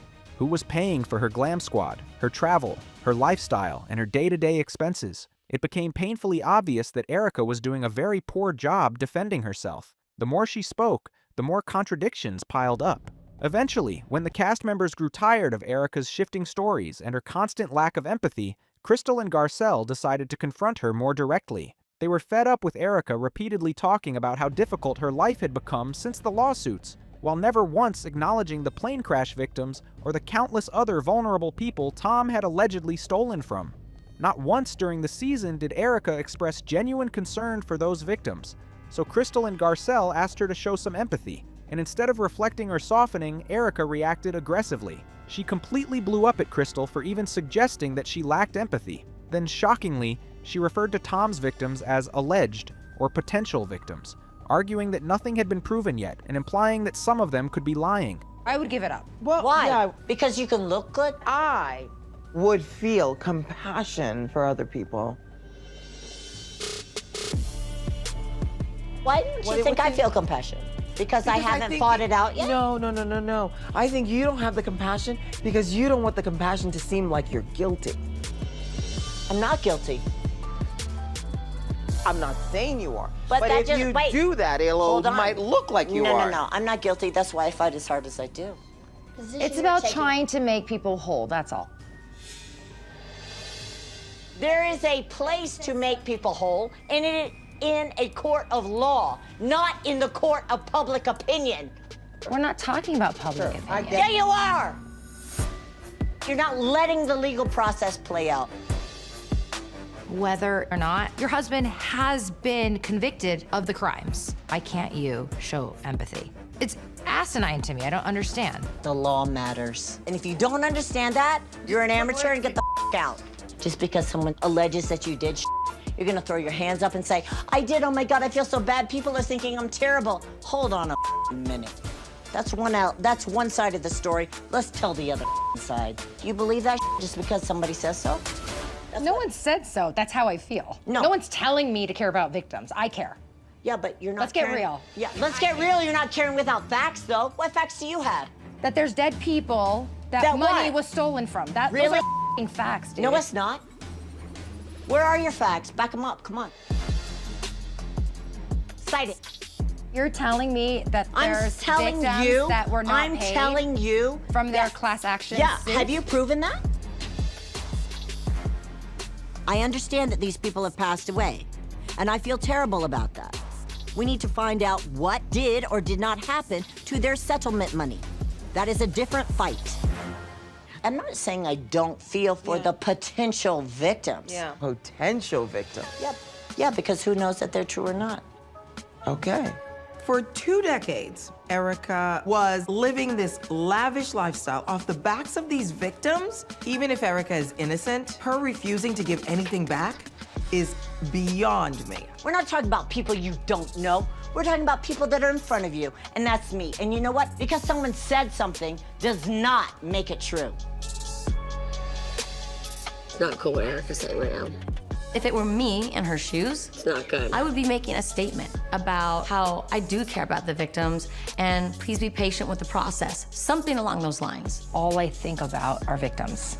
I don't give a about anybody else but me. That moment was hard to watch. It became clear that Erika didn't seem to care about anyone but herself. The lack of emotion she showed was honestly disturbing. This was arguably the lowest point Erika ever reached on the show. To even suggest that victims, many of whom had lost everything, could be lying was beyond tone deaf. And at that point, a trial wasn't even necessary to establish Tom's guilt in the court of public opinion. This wasn't a single accusation or one questionable claim. There were numerous victims, all telling remarkably similar stories of fraud, stolen settlements, and betrayal. Before any of this became public, there were already over 100 lawsuits against Tom. That alone tells you everything you need to know. In the reunion episode of The Real Housewives of Beverly Hills, host Andy Cohen even tried to ask Erika a very direct and reasonable question, whether she had ever asked Tom if he actually did it. And somehow, even then, Erika managed to steer the conversation right back to herself. Asked him if he did it? I asked him, why would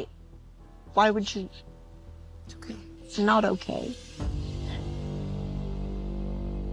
Why would you leave me with millions of dollars of lawsuits pointed at me?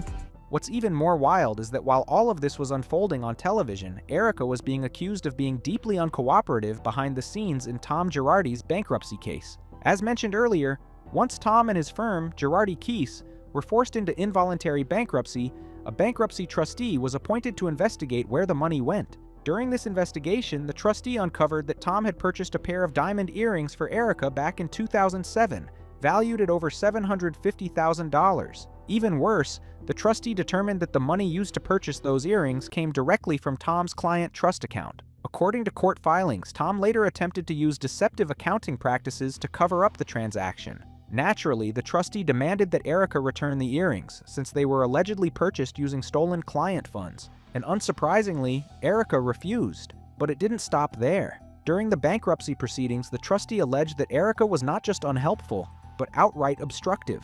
According to filings, she repeatedly failed to cooperate with requests for financial information, including records related to her company and business dealings. This is what the court documents stated. At every turn, Erika has used the glam to continue to aid and abet sham transactions that have been occurring with respect to large transfers of assets from Girardi Keese to Erika. Moreover, the trustee has received zero cooperation from Erika, which is consistent with someone hiding assets. The documents further alleged Erika has refused to provide access to her management company, her CPA, which also houses her management company, and any books and records of EJ Global or any of her affiliated companies. But it didn't stop there. On top of that, it was also alleged during this time that Erika was actively creating a new company to potentially shield assets. She was also reportedly selling designer clothing online in secret. And yet, while all of this was happening, Erika continued to live extravagantly. She was still taking private jet flights, flaunting diamonds and high-end jewelry on television, and maintaining her expensive glam squad. The contrast between her claims of being broke and her visible lifestyle was impossible to ignore. This is exactly why many people, including her own castmates, were completely done defending her. At one point during an argument with the group, Erika even told Kyle that she was the only person they should be concerned about, as if she were the ultimate victim in the entire situation. That comment alone shocked the room. And when Dorrit directly asked her why she refused to give up the $750,000 earrings that were allegedly bought with stolen money, Erika responded in an incredibly dismissive and defensive manner. Even her closest friends on the show looked visibly horrified by her attitude and lack of accountability. It's not about just law. There's people and victims involved. The question is, were they defrauded by Girardi Keese? Not by Erika Jayne. Were they defrauded by Girardi Keese? Guess what? I don't work at Girardi Keese. I'm not a licensed lawyer. I don't control that. I've never met these people. So that is the question. So you don't believe there are victims? That's to be litigated and be found out. No one's saying that you were involved in this, but I thought it was a given that the money was taken from Girardi Keys. No, it's not. It's still in litigation. Okay, but in the meantime, let's have a little sensitivity to the victims. The only person you should be concerned about is me. I know that you're in defense mode right now, but it No, I'm can't not. just be about you. Honey, just take a deep breath. No, I'm not taking any deep breath. Why am I catching the sins of, like, somebody that I divorced? Erica is too reactive and things come out sideways. As her friend, you're like, ugh, God, it's so hard to defend you. She's gonna have to take responsibility for the things that come out of her mouth. You have a pair of $750,000 earrings. If you give it to them, what's gonna happen? I've been nothing but upfront and honest. Honey, the headlines are saying that you refused. I offered. They were f***ing cataloged. Do you think I think that I can get away with some I don't think you want to get away with I some don't, and you can't. We're fighting a legal battle. I'm following the law, so stop f***ing criticizing me defending myself. I've had enough. I don't believe you knew where the money came from that Tom used to buy them for you. 15 my years issue ago? was you not 15 acknowledging years the ago? victims. That was my problem. They're not my victims. People died. Kyle, stop cursing. Kathy, I'm sorry. Knock it off. People died, and the families are left in the aftermath. You're not showing any compassion. Why am I showing compassion for people that are dogging me for Don't something say I that, didn't Erica. do? Don't say that, because you're my friend. I can't defend that. Don't say you can't have compassion for people who died. They're not my victims. Not my problem. They're not. Don't keep saying it, please. Put you aside for 1 second. Why are you so hung up on this? I'm trying to help you be Erica, your own victim. I'm not a victim. Okay, what do you want to call yourself? I'm not a What do you want to call victim. yourself? Honey, I've been a wife that's been left in ruins. Way to get her out. I know, I tried. She nearly. I just don't think you understand the issue. I'm not upset with you. It's getting to a point where you can't come back from certain things. And when I sense that, you know what? You gotta go. Because nothing good is going to come of this. You know what? Let's go back to Kyle's. It's enough. You're done. We're going. I'll fight this all night long. I understand. I'm right. I know. But we're going. We're leaving. I'm not caving into some Fine. We're going home. We're going back. Caving because people think I should feel Erica, some don't. way. No more. Now, we're done. Let it play out in a court of law. We're done. Take Go responsibility back. for that I Erica, didn't we're going. do. Erica, we're going. I pray to God your doesn't end up like mine. Guys, let's go. In the year that followed, Erica did see some legal relief in certain cases. For example, the lawsuit filed by attorney Jay Edelson was eventually dismissed, with the court concluding that there was insufficient evidence to prove Erica's direct involvement in Tom Girardi's alleged fraud. However, that was just one case. Erica remained named in multiple other lawsuits, meaning her legal battle was far from over. Then, in early 2023, separate from the civil litigation, federal criminal charges were officially brought against Tom Girardi. He was charged with multiple counts of wire fraud for allegedly stealing millions of dollars from clients over a period spanning more than a decade, dating back to at least 2010. While Erica herself was not criminally charged, investigations into her role did not simply disappear. She continued to be named in certain civil actions tied to the wire fraud allegations, keeping her firmly entangled in the legal fallout of Tom Girardi's downfall. Amid all of this, another season of The Real Housewives of Beverly Hills kicked off. And during the reunion episode, Erica once again faced some very direct questions from Andy Cohen. She was asked whether she felt she had been rude to the group, and whether she had lashed out unfairly at Crystal and Garcelle when they asked her to show a little empathy for the victims.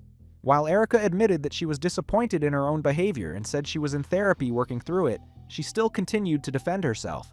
She explained that she was angry, felt cornered and overwhelmed at the time. Even then, there was very little real accountability in her response, and many viewers felt she was still justifying her actions rather than fully owning them. This year, Tom was disbarred and ordered by the California Supreme Court to pay almost $2.3 million plus 10% interest for funds stolen from some of his clients. Can you still sit there and say there may be no victims? No, there's none of mine. I do not share in that responsibility. I think that really triggered some of the women here.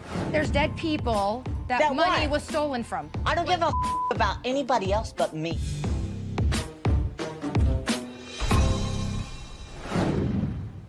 It doesn't matter if it triggers them or not. I'm in a very sticky legal fight that's very layered. I'm going to do what I need to do, and a judge just ruled in my favor. But that was not the only case There are many. that Tom That's what misappropriated funds. Hold on. Allegedly. That's right. But when the women say that they don't feel that you're expressing empathy, you say what? That's on them. That's their opinion. But it's the delivery. When you say, I don't give a about anyone but myself. Okay, Dorit, so the plane is going down, and they tell you to put on your oxygen mask first before you can help anybody else. I'm helping myself so that in the future, I can help everyone else. My battles are far from over. But even that, what you just said right now, is a lot better than what you said that night. In the moment, when you have been absolutely cornered for a very long time, I would have loved to have had that clarity. I did not. I have been disappointed in my behavior all through the season. You have? Yes, Andy, and I'm in therapy about it, and I'm doing the best I can. I was struck by you telling your therapist that you're at risk of becoming hateful or mean. I really risk becoming hateful, becoming mean, becoming something that I don't want to be. Meaner and more hateful. Well, I was going to say, is there any part of you now watching the show that thinks No, that I you've knew it maybe when it was crossed happening. that I didn't have to threshold? watch this to know that my behavior was bad. Ladies, is Erica her own worst enemy when it comes to her defense? Absolutely. Like in Aspen that night, I thought she's gonna wake up tomorrow and be like, what the hell did I say? You know, that's why I got so upset. Kyle, you and I have been friends for a long time. I needed you to be just a little bit more neutral. And I've been trying to be neutral, but at that moment, I could no longer do that with the way you were speaking Kyle, that I'm night. speaking truth. There's only so much I could take. And when you're saying there's dead bodies, there are dead bodies. Are they mine? That's a normal reaction to the way No, it that is you- not. No. It 100% is, Erica. I'm sorry. You're out of control. No, I was not out of control. I was angry.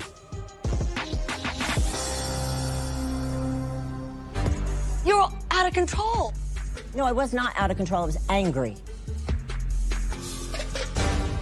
Let me ask you this. When you watched it back, did you see that she was actually trying to help you? No. Do you realize that in our defending you as your friend over this time, do you realize the heat that we have taken? Oh, no, please don't do that. I take a lot of heat for that. And I say, listen, she's my friend all this time.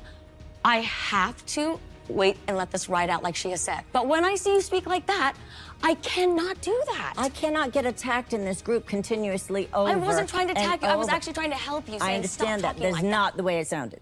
So. What are you afraid of by showing some empathy No, I'm not. and waiting for the process to point? I have showed empathy, but I am so attacked not landing. every day. What? It's not landing. Well, you know what is landing?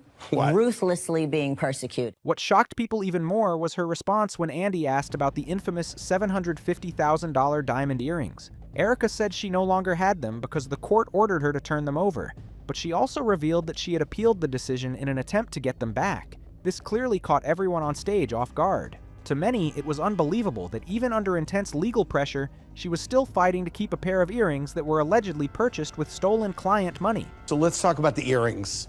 Why are you so intent on keeping them? Is it for financial reasons? I do not have them. You don't have them? Hold Were on. you wearing them in Colorado? Yes, because I was ordered to turn them over after. These were $790 and now they're $130, so there you go. Why wouldn't I wear my earrings? They've been my earrings for 15 years. And until the day that they are not my earrings, I will wear them. You're trying to get them back, though, right? We're on appeal. For legal reasons. Okay, well, that means you're in court trying to get them back. We're on appeal. For legal reasons. Okay. We're saying the same thing. We're not, but okay. we are. Okay. Yeah. In August 2024, a major turning point happened in the case. A federal jury convicted Tom Girardi on multiple counts of wire fraud, finding that he had led a long-running scheme to steal from his own clients and misuse settlement money. This conviction marked a shift from civil lawsuits, where people sue for money, to criminal accountability, where the government steps in to punish crimes. Then, in June 2025, Tom Girardi was officially sentenced to 7 years and 3 months in federal prison. The judge also ordered him to pay more than $2.3 million back to the victims and imposed a $35,000 fine. Prosecutors explained that his law firm operated much like a Ponzi scheme, meaning he used new settlement money coming in to pay old debts and cover personal expenses, instead of giving clients the money they were owed. However, Erika's legal problems did not disappear just because Tom went to prison. Several civil lawsuits against her are still ongoing. The most serious one is the bankruptcy trustees lawsuit. According to recent court filings, attempts to settle this case privately have failed, and it is now heading toward a full trial scheduled for February 2026. This is a big escalation and could have serious financial consequences for Erika if the court rules against her. The trustee claims that money used to pay for Erika's businesses, credit card bills, and entertainment career actually came from client settlement funds and should be returned to help repay victims and creditors. In simple terms, the trustee is arguing that this money was never really Erika's to spend in the first place. Erika's legal team strongly denies this, maintaining that she did not know about Tom's illegal actions and that the money she received was payment for legitimate business expenses. On top of that, Erika has faced several other civil lawsuits. Some involve accusations of improper financial practices, while others relate to alleged fraudulent charges on her American Express card. One notable case was filed by fashion designer Christopher Psylla, who accused Erika of falsely disputing charges, resulting in an $18 million claim connected to her account. Despite all of this, it's important to note that Erika herself has not been criminally charged. While the Department of Justice has said investigations are ongoing, no criminal charges have been brought against her personally so far. For now, her legal battles remain in civil court, but with a major trial looming, the outcome could still dramatically reshape her future. Amidst all of this, Erica Jayne remains part of the Real Housewives of Beverly Hills as of 2025. She continues to appear on the show and is featured in season 15, where her legal troubles are still a central part of her storyline. Cameras have followed her not just through legal depositions and press appearances, but also through tense interactions with her castmates that clearly show the emotional and relational fallout of the scandals. However, her role on the show and the way she is received have changed significantly. The focus of her storyline has shifted away from the glamorous pop diva and fashion icon audiences once knew, and toward a woman navigating serious legal risk and public scandal. In this town, stars come and go, but diamonds last forever. I die for fashion, but now I'm living for me. I turn ambition into an art form, and I am the masterpiece. I might live on a main road, but I definitely bring main character energy. I didn't marry into money. I manifested it. Survival isn't my story. It's my superpower. I'm unfiltered, unbothered, and finally, unburdened. Erika's professional life after Tom has also been a mixed bag. She has continued performing, including stage work such as a Broadway stint in 2025, showing that her entertainment career has not completely disappeared. She still headlines select events and remains active in music and live performance. That said, her pop career never fully regained the mainstream attention it had before the scandals broke, and her reach today appears far more limited than it once was. Broadway's a tough place, but I'm a kill 'em with the grass of that.